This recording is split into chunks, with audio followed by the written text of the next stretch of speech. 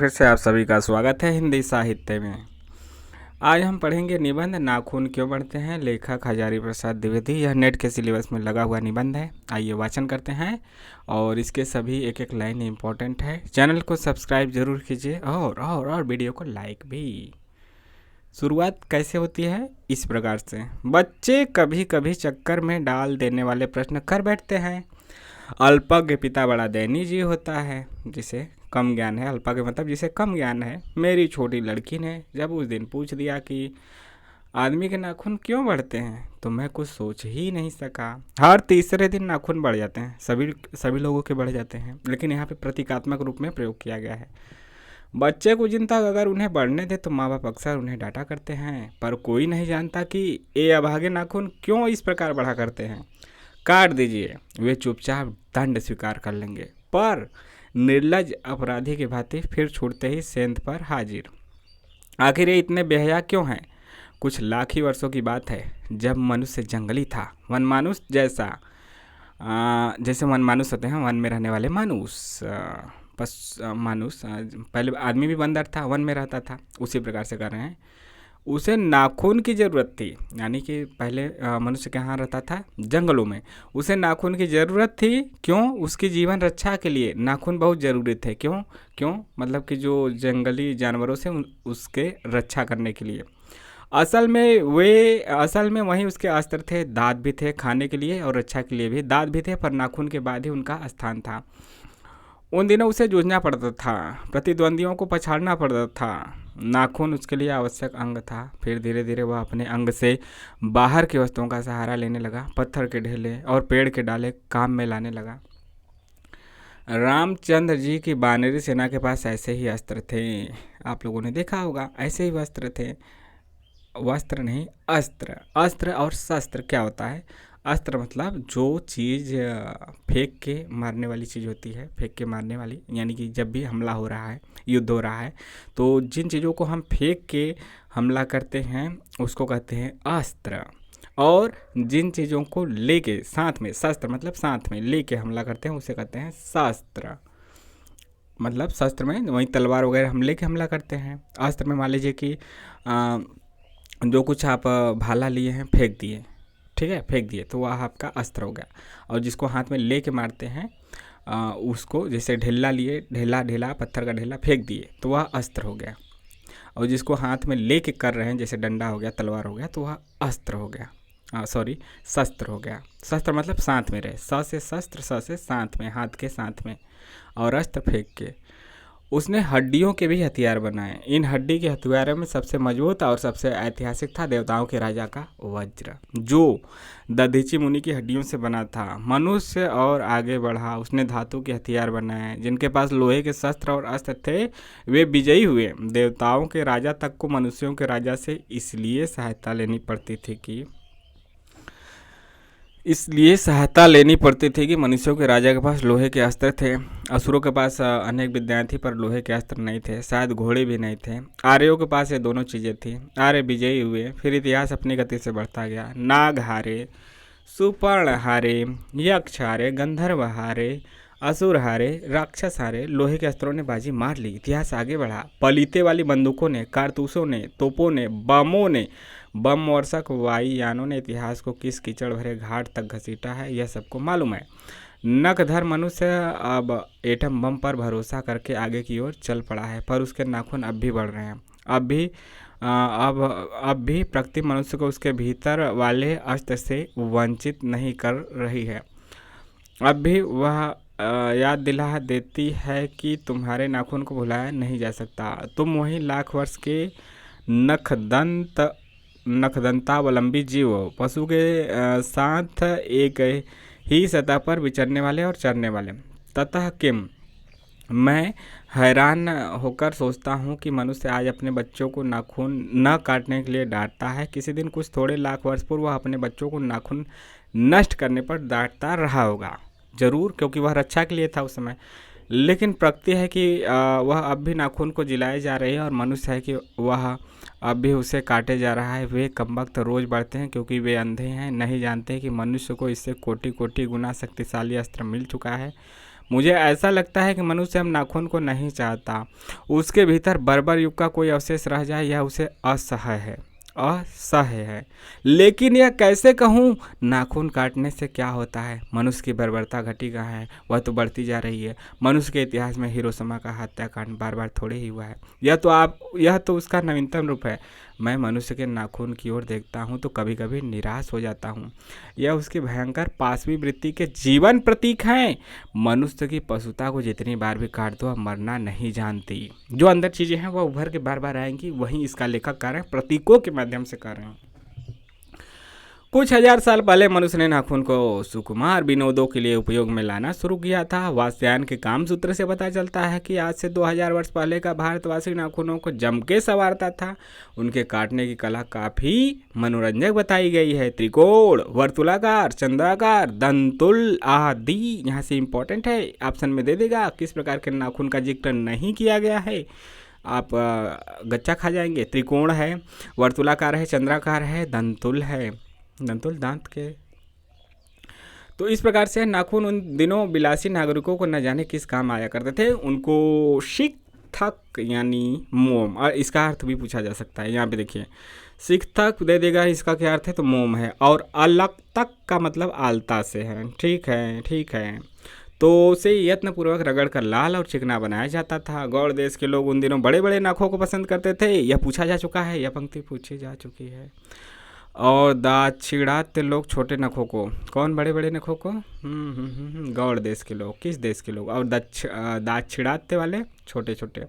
अपनी अपनी रुचि है देश की भी और काल की भी, लेकिन समस्त अधोगामिनी वृत्तियां की ओर नीचे खींचने वाले वस्तुओं को भारतवर्ष ने मनुष्योचित बनाया है। यह बात चाहूँ भी तो भूल नहीं सकता। मानव शरीर का अध्ययन करने वाले प्राणी, यह भी क्वेश्चन आ चुका है। किसने मानव शरीर का अध्ययन करने वाले कौन है, प्राणी विज्ञानी हैं, रसायन विज्ञानी हैं, भौतिक विज्ञानी हैं, यह सब आया था ऑप्शन में। तो ये इंपॉर्टेंट है। मानव शरीर का अध्ययन करने वाले प्राणी विज्ञानियों का निश्चित मत है कि मानव चित्त की भांति मानव शरीर में भी बहुत सी अभ्यासजन्य सहज वृत्तियाँ रह गई हैं, दीर्घकाल तक उनकी आवश्यकता रही है। इसलिए यानी अतएव शरीर ने अपने भीतर एक ऐसा गुण पैदा कर लिया है कि वे वृत्तियाँ अनायास ही और शरीर के अनजान में भी अपने आप काम करती है। नाखून का बढ़ना उसमें से एक है, केस का बढ़ना दूसरा है, दांत का दोबारा उठना तीसरा है। जैसे कि आप जानते हैं कि जो हमारे बचपन के दांत हैं वह एक बार टूटते हैं फिर दोबारा आता है, तो वहीं पलकों का गिरना चौथा है। और असल में सहजात वृत्तियाँ अनजान की स्मृतियों को ही कहते हैं। हमारी भाषा में भी इसके उदाहरण मिलते हैं। अगर आदमी अपने शरीर की, मन की और वाक की अनायास घटने वाली वृत्तियों के विषय में विचार करे तो उसे अपनी वास्तविक प्रवृत्ति पहचानने में बहुत सहायता मिले। पर कौन सोचता है, सोचना तो क्या, उसे इतना भी नहीं पता चलता कि उसके भीतर नख बढ़ा लेने की सहजात वृत्ति है, वह उसके पशुत्व का प्रमाण है। उन्हें काटने की जो वृत्तियां हैं वह उसकी मनुष्यता की निशानी है। और यद्यपि पशुत्व के चिन्ह उसके भीतर रह गए हैं, पर वह पशुत्व को छोड़ चुका है।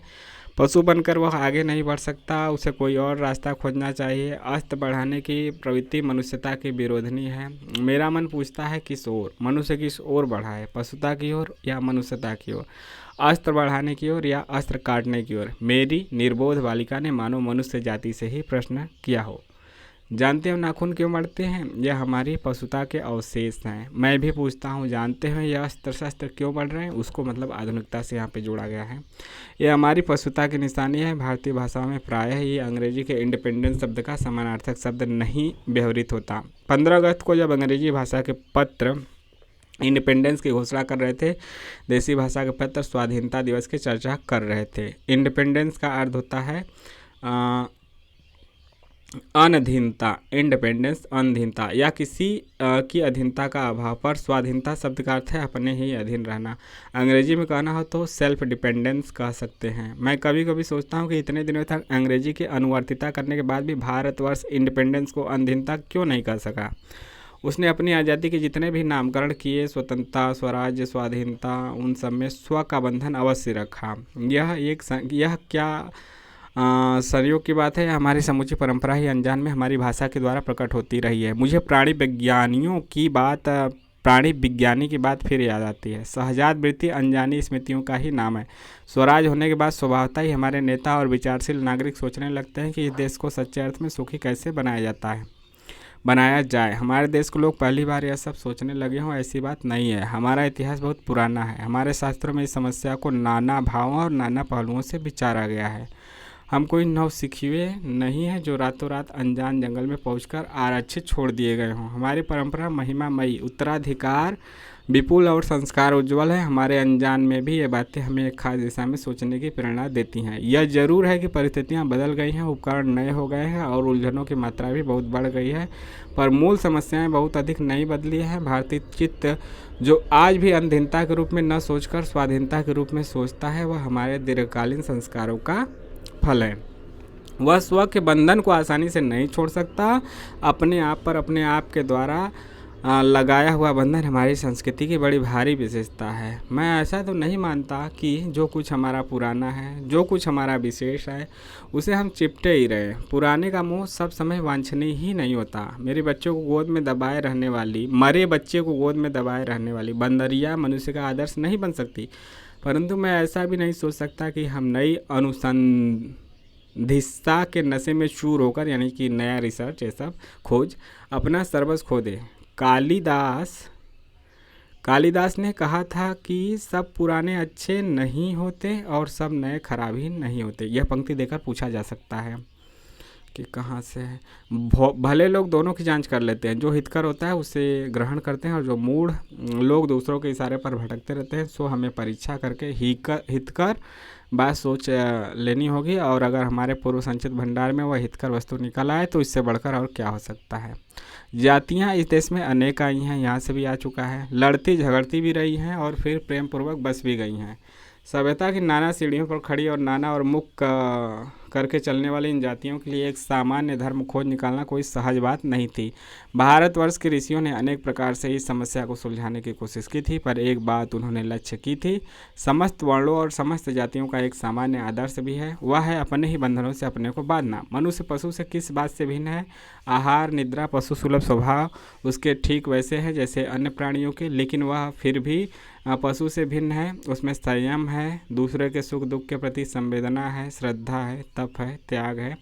यह मनुष्य के स्वयं के उद्भावित बंधन है। इसलिए मनुष्य झगड़े टंटे को अपना आदर्श नहीं मानता। गुस्से में आकर चढ़ दौड़ने वाले अविवेकी को बुरा समझता है और वचन मन और शरीर से किए गए असत्याचरण को गलत आचरण मानता है। यह किसी भी जाति या वर्ण या समुदाय का धर्म नहीं है, यह मनुष्य मात्र का धर्म है। महाभारत में इसलिए निर्वैर भाव, सत्य और अक्रोध को सब वर्णों का सामान्य धर्म कहा है। एतद्धि तृतीयम श्रेष्ठम सर्वभूतेषु भारत, निर्वैरता महाराज सत्यम क्रोध एव च। अन्यत्र इसमें निरंतरता, दानशीलता को भी गिनाया गया है। गौतम ने ठीक ही कहा था कि मनुष्य की मनुष्यता यही है कि वह सबके सुख दुख को सहानुभूति के साथ देखता है। यह आत्म निर्मित बंधन ही मनुष्य को मनुष्य बनाता है। अहिंसा, सत्य और अक्रोध मूलक धर्म का मूल यही है। मुझे आश्चर्य होता है कि अनजान में भी हमारी भाषा में यह भाव कैसे रह गया है, लेकिन मुझे नाखून के बढ़ने पर आश्चर्य हुआ था। अज्ञान सर्वत्र आदमी को पछाड़ता है और आदमी है कि सदा उससे लोहा लेने को कमर कसे हैं। मनुष्य को सुख कैसे मिलेगा? बड़े बड़े नेता कहते हैं वस्तुओं की कमी है और मशीन बैठाओ और उत्पादन बढ़ाओ और धन की वृद्धि करो और वाह्य उपकरणों की ताकत बढ़ाओ। एक बूढ़ा कहता था, बाहर नहीं भीतर की ओर देखो, हिंसा को मन से दूर करो, मिथ्या को हटाओ, क्रोध और द्वेष को दूर करो, लोक के लिए कष्ट सहो, आराम की बात मत सोचो, प्रेम की बात सोचो, आत्मतोषण की बात सोचो, काम करने की बात सोचो। उसने कहा, प्रेम ही बड़ी चीज़ है क्योंकि वह हमारे भीतर है। उच्छृंखलता पशु की प्रवृत्ति है, स्व का बंधन मनुष्य का स्वभाव है। बूढ़े की बात अच्छी लगी या नहीं पता नहीं, उसे गोली मार दी गई। आदमी के नाखून बढ़ने की प्रवृत्ति ही हावी हुई, यानी कि उसकी पशुता। मैं हैरान होकर सोचता हूँ, बूढ़े ने कितनी गहराई में बैठकर मनुष्य की वास्तविक चरितार्थता का पता लगाया था। ऐसा कोई दिन आ सकता है जबकि मनुष्य के नाखून का बढ़ना बंद हो जाएगा। प्राणी शास्त्रियों का ऐसा अनुमान है कि मनुष्य का अनावश्यक अंग उसी प्रकार झड़ जाएगा जिस प्रकार उसकी पूँछ झड़ गई थी, यानी कि पहले मनुष्य के पूँछ हुआ करते थे बंदर के रूप में।